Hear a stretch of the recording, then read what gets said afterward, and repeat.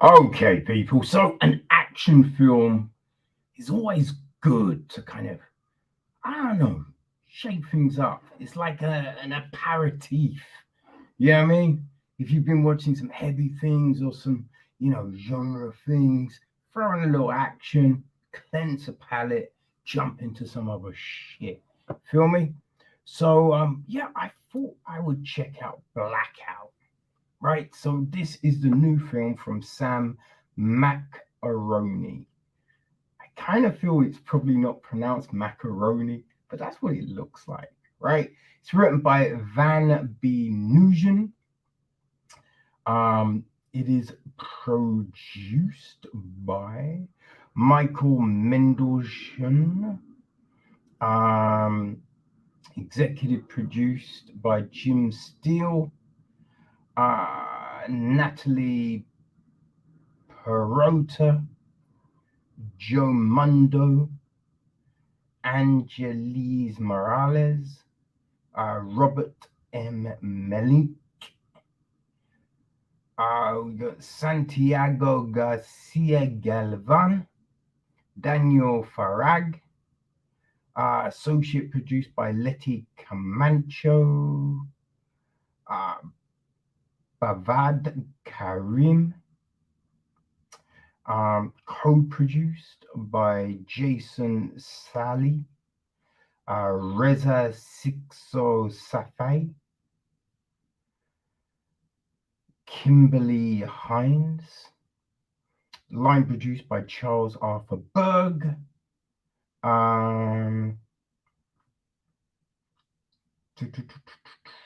Yeah, that's it. Oh, and Gijo Reed also post-executive produces it. Music is Brandon Campbell. Cinematography is Matteo Londono.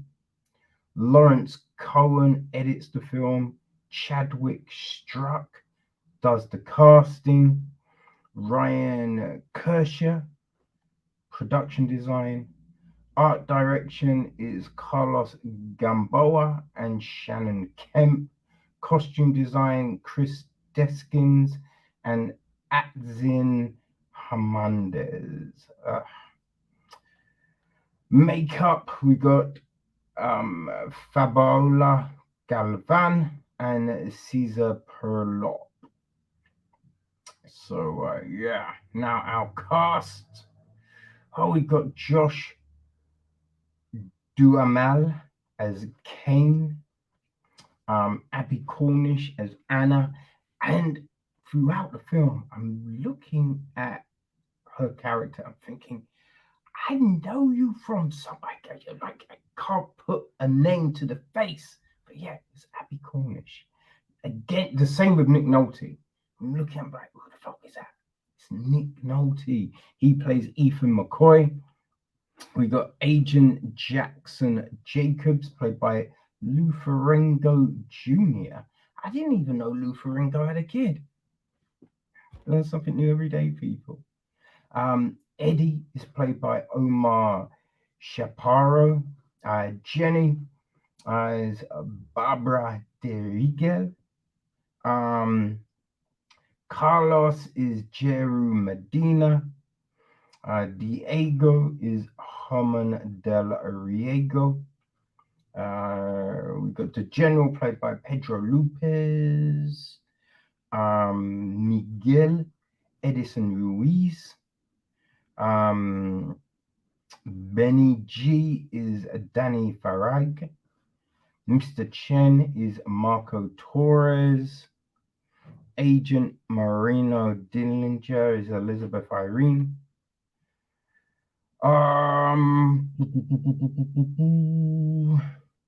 Agent Walter Banks is Donald V. Allen. We have got, there's a D agent played by Robert Dobson. I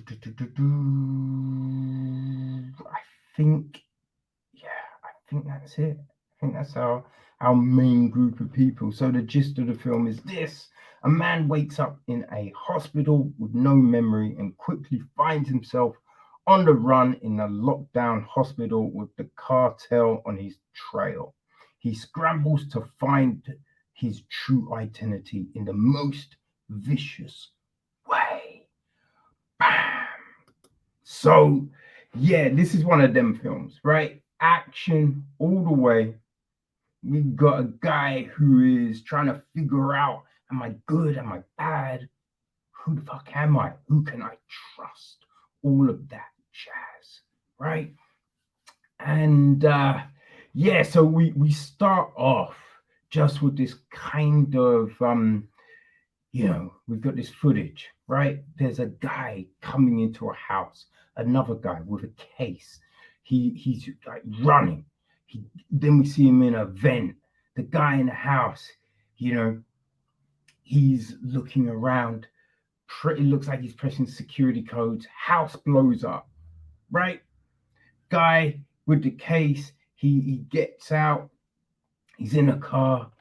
Then all of it, right? It's always kind of funny, right? You see someone in a car, no one, road empty. Then all of a sudden, there's another car right behind them, and it's just like, where the fuck did that come from?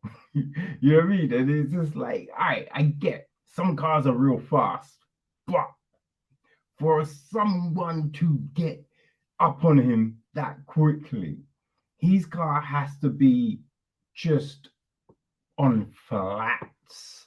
You know what I mean? Or yeah, it's so old and decrepit, and it never is. You know what I mean? Like it never is. So it's always just like, that's some crazy artistic license, right? So we got people, they open fire on him. Car flips, we got explosions, which isn't really how these things would work, right? Then my man's in the hospital. So from that bit, you do wonder, okay, we have two people in the car. That car didn't get any sort of damage. So why wouldn't they have taken the case, killed him, done all manner of things before an ambulance turned up? That's a big part of the plot that never really gets answered, because it's just like, wait, how do we get to the point where he's in hospital? Surely he's getting taken out, right? I have no clue. As I said, it never gets addressed. It is bizarre. So he's in hospital. It's obvious, right, that there's shit going down. We flash to Nick Nolte's character. He's like the head of the DEA or something, or at least the head of a task force. He's, they're in the house looking. He's like, is it Kane? He's like, what's going on? And there is some doubt about all of that, but we don't really know, right? So he's in hospital. The doctor's trying to, he's explaining you've got amnesia. His wife is there to help him, but amnesia. So it's just like, are these really doctors? Is that really his wife? You know what I mean? There's just all these questions. And it kind of just goes from there, right? It goes how you would imagine this film would go, right? I think it doesn't really, it's not necessarily throwing you anything new, There's just a lot of scenes, a lot of fights, everything like that. I think one big thing is, as in films nowadays, in the fight scenes, everyone knows jiu-jitsu and martial arts. At least we don't really get that. You know what I mean? We have people throwing kicks, but kicks is kicks, right? We've always had people throw kicks in fights. That's whatever. But yeah, we have them get into some positions where it would be like, yo, that's a rear naked choke, right? Or oh yeah, you know what I mean? Throwing a Kimura, maybe a triangle, like all different things that you could do, which might not really work in a real fight where there's concrete, where you could get your head slammed into. You know what I mean? So there was that. Now the fights though, it's one of them things with fights. You know what I mean? Where someone's getting their head smashed up against the wall, you know, several times, but then they're able still to kind of fight on. When in reality, you're gonna be mad groggy. You know what I mean? Just gonna be like all over the place. You know what I mean? Just taking heavy shots in the face. If you're not used to that shit, right? Yeah, it's gonna be difficult to fight on. You know, and especially if you're under some kind of anesthetic, right? You're not fighting off mad people if you've been drugged. But these are the fights that we get, you know, is that amusing thing of the action moving. The other thing that we get a lot of, you know, we're in a hospital. So I mean, you all know what a hospital is like, right? Corridors, and you have these scenes where you've got two people, machine guns firing at my man. Neither can hit him. Now, as I said, it's a corridor, right? You're shooting at one person. Like, how are you not like they're hitting? We see the shots hit the wall. You know what I mean? As he's running through, and it's just like, come on now, like one. They're gonna hit him at least once, right? It's, you know, this is the cartel. Their thugs will be able to shoot. You're not getting hired if you can't shoot a gun for shit. You know what I mean? No, I'm not saying they have to be marksmen, but in the reality of things, if you're shooting in those circuits, you're gonna hit something. You're gonna hit your target. But yeah, it's that craziness that we see. You know, one of the funniest scenes is when he's leaving the hospital. Well, leaving his room in the hospital, and he gets dressed, and we see him put on his suit, but they kind of slow it down, and it's all stylized, and it's just hilarious. It's not meant to be hilarious, but it's hilarious, you know? Now, if you want something you do not have to think about, right? I think this will probably do the ticket for you, but it is kind of convoluted, right? They try and throw in so many twists and turns and double crosses and just all of that. There's all these situations where, you know, these people trying to kill each other, but then they're like, hey, let's meet here and talk.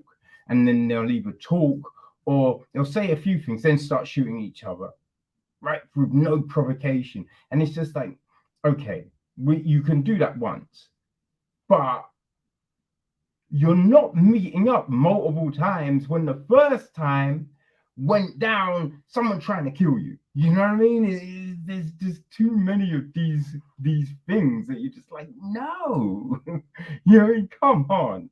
Or when someone's trying to, you know, they've lost their memory and you want them to trust you, but you're not telling them everything. And it's just, there's just some simple things. There's these a few simple things which you'd be like, wait, why wouldn't they have said that? Right? It makes no sense to withhold certain information. You know, like, I don't know, hair color and just things like that, right? It's a little bizarre. So it gets very convoluted, very who can he trust? Oh, this person, no, not that person. You know, it is a little crazy. It is a little crazy on that front.